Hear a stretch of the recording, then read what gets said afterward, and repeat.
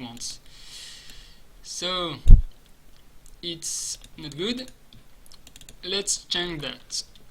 Create a new group. Not me. Underneath the coin. And first we want to kind of tell it to go either to move either at 0 degree, just to show you.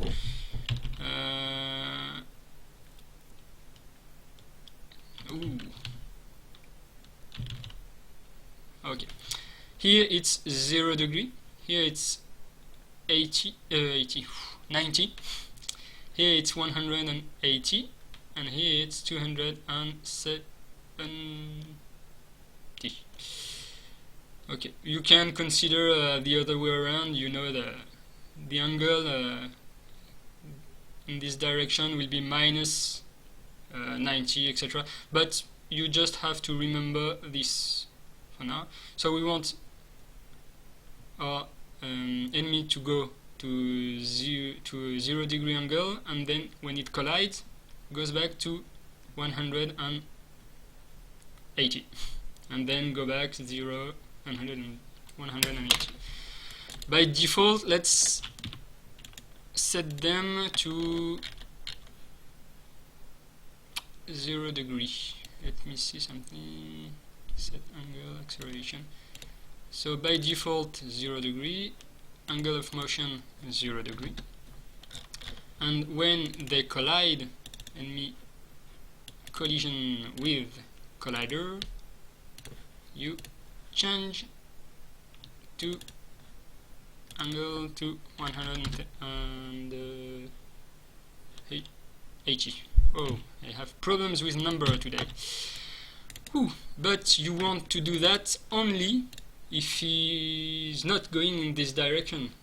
So you will first check the angle of motion. You can't access it here. When you can't access a property here, you have to use the system compare two values. So enemy dot bullet, it's the name of the behavior, and angle of motion. If it's equal to 0, you go back, else you go to 0 degree. Okay, so let's see what happens. I have my colliders on the other layer as well. Okay, I will select this layer so I don't make any mistake next time. Okay, where are you? Main. Weird. Pretty weird. I will also tick off bounce of solids because it was doing some nasty thing, I think. And main. Oh yeah, they should be all invisible. I only have one invisible. Okay. Poof, poof. Okay, back and forth enemy. It was a bit hard to get started, but you have your back and forth enemy. So I will recap because it was a bit clunky. You need colliders. You don't need them to be solid. If they were solid, you wouldn't be able to go on the platform. So it's simple sprites. You just stick them to invisible because you don't need to see them. Then you need an enemy with something to make it move. The bullet behavior is good to make things move in the direction you want. So I use the bullet. It's totally possible to make the movement yourself in event, but I don't want to go this direction for now. I will maybe make another video just on how to handle movement by yourself. But for now, we use the bullet behavior to make this object move, and when it collides with collider, you check in which direction it's going. If it's going at 0 degree, you make it go at 180 degree. Else, you make it go at 0 degree. So you have back and forth. Now, the problem you always, beginners, the problem you always have with enemies is that there are more than one enemy. So when you make your you do your test, always work with at least 2 enemies, just to check everything is working. Let's see if it's working. It's working. For those who already saw my picking video, you might see this as something a bit wrong. Since the system doesn't do picking, you might think that this might go a bit not as you would want. But the picking is made by the collision event, and the trigger will trigger for each enemies. It's as if you had already a for each implied in this event. So you don't need to run a for each for this part. If you don't quite understand what I'm saying here, I strongly suggest you go see the video I've made on picking. So yeah, you have the things working. What you can do here is using the choose choose expression you find in system. Near, not far away from random, because it's another way to do a random thing. You can choose between 0 or 180. So when you start your layout, they go either one way or the other. Here it happens they choose the same, yeah, and here they go to the opposite direction, which is a good test to test what I've said here. They are considered one by one. Okay, so we have our back and forth enemy. This system is working well. The downside of this system is that you have to put colliders everywhere where you want enemies. You want an enemy here, yeah, so put some colliders. Else it will fall from the... well, it won't fall since it's a bullet behavior. It will just continue like that, which would be a bit ugly unless you are doing some this kind of bullet in Mario, the shark bullet.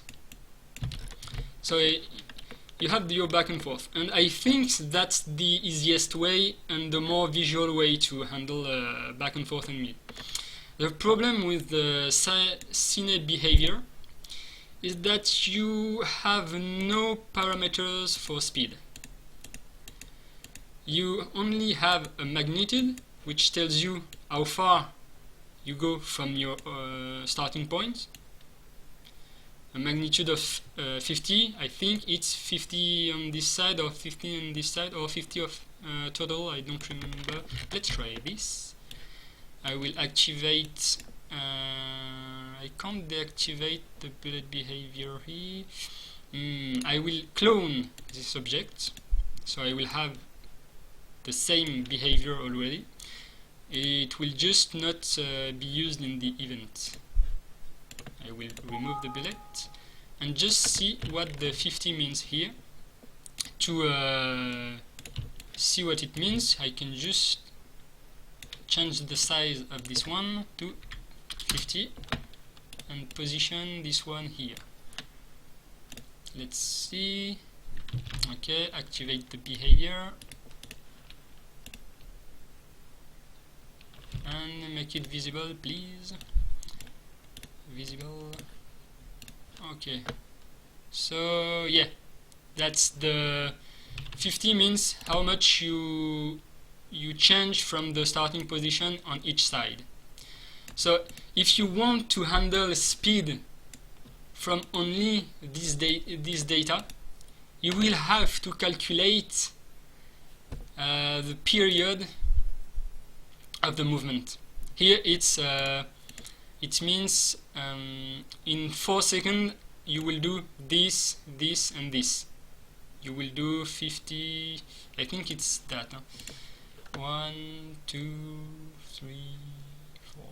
Yes, I think it's the period is to go from here and go back from here. So from the period and the magnitude, you would from the magnitude, sorry, you would have to evaluate from a given speed how much period you should have. So it's yeah, exactly. Luke Dirago. I will call you just Luke, like Luke Skywalker. So yeah, period equals frequency divided by magnitude equals and magnitude.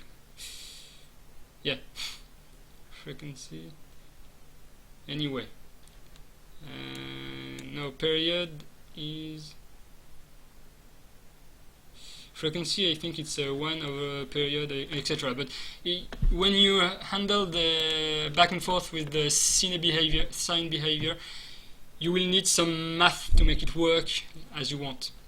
You wouldn't want to have enemies that go faster than other enemies according to how much they go. If I put 100 in magnitude, you'll see that one will look like it goes faster than the other. That's the problem with the sine behavior. So you just have to choose. Do you want me to show you how to handle speed with the sine behavior? Is it interesting to you, or do you want me to move on to stomping?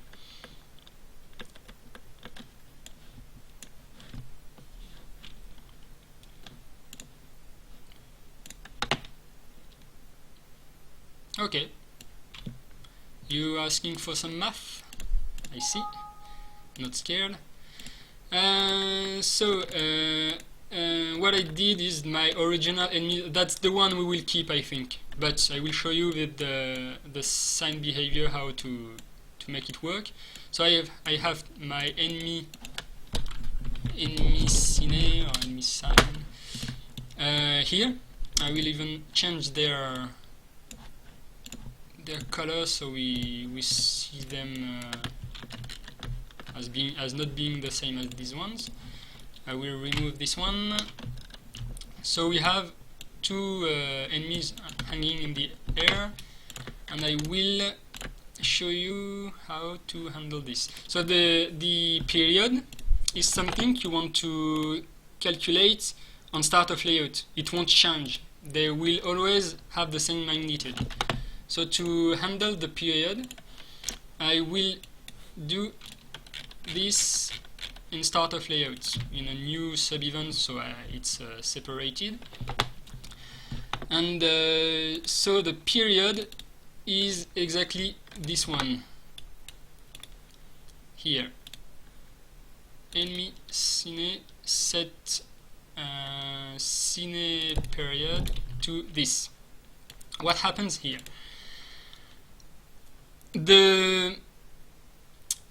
As I've showed you, the one period is exactly,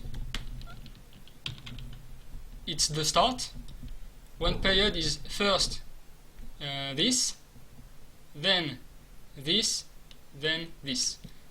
So the period, in one period, you travel 4 times the magnitude.